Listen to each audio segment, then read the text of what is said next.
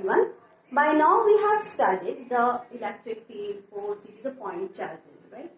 But we need to discuss the continuous charge distributions as well. Why so? Because when we are dealing in daily life, we are dealing with the wires, the sheet, the solid charge distributions. So that means here we cannot consider the grainy nature of the charge. And how that grainy nature of charge is not observed at macroscopic level, we are going to study that, right?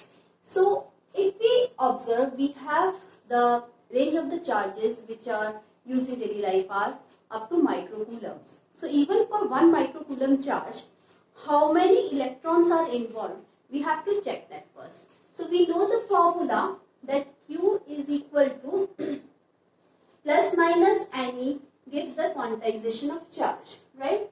So if we talk about 1 microcoulomb charge, right? We can find out the number of electrons involved in 1 microcoulomb charge. So number of electrons involved is N is equal to Q upon electronic charge, and N means the number of electrons involved in 1 microcoulomb charge. So we can write this as 1 microcoulomb upon 1 electronic charge, that is 1.6 into 10 to the minus 19 coulomb. This can be written as 10 to the minus 6 coulombs upon 1.6 into 10 to the minus 19 coulomb, right? If we solve it, we will get that N is equal to 10 to the power minus 6 plus 19 makes it 10 to the power 13 upon 1.6. So if we solve it, we will write 10 over here to remove this decimal. Now if we want to further solve it, this will be 100 into 10 to the power 12 upon 60, right? 4 4 is 16, 4 2 is 8, 4 5 is 20, and that makes it 4 6 is 24, 4 2 is 8, and then 24 6 is 24. So this into 10 to the power 12 electrons, right? Now that means for 1 microcoulomb charge, how many electrons are involved? These many electrons. The range is center of 12 electrons. So in daily life, if we are considering these electrons, this grainy nature of charge is lost at macroscopic level, right? So quantization is not observable at macroscopic level.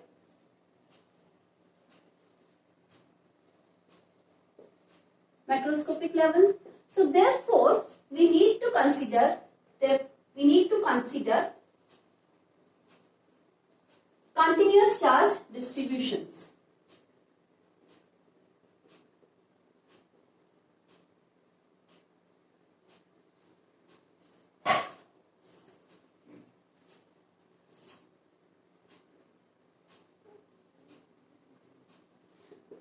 We can understand this by taking the example of a line. We know that in case of a line, right, if we see a line at macroscopic level, this is a line, right, then it appears as a line. But if we look at the microscopic level, we know that many points placed together make a line at macroscopic level here. So macroscopically these points are not visible. Macroscopically only line is visible. Similarly, when we look at these many electrons macroscopically, these electrons do not appear as discrete charges. These appear as continuous charges.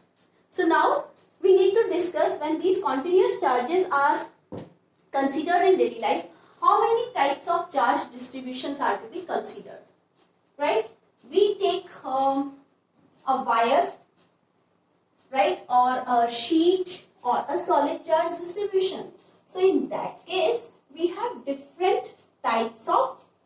continuous charge distributions.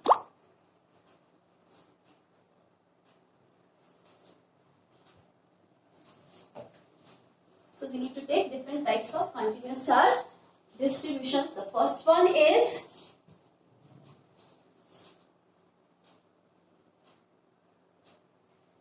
linear charge distribution, or you can say linear charge distribution. This is expressed in terms of linear charge density when we consider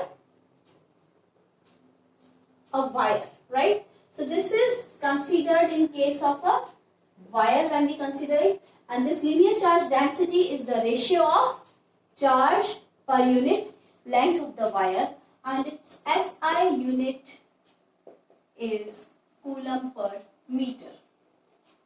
Second type of continuous charge distribution is surface charge distribution.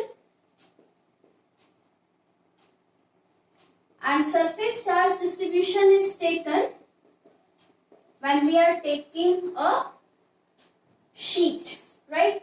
So that means if we are taking any sheet, then we can consider this surface charge distribution.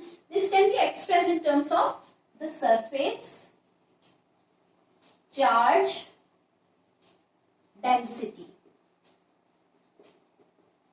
This linear charge density is represented by lambda, and surface charge density is represented by sigma, and this is charge per unit area, and its SI unit is coulomb per meter square, right? Now if we look at the third type, this is volume charge distribution. So volume charge distribution is expressed in terms of volume charge density, right? So this is expressed in terms of volume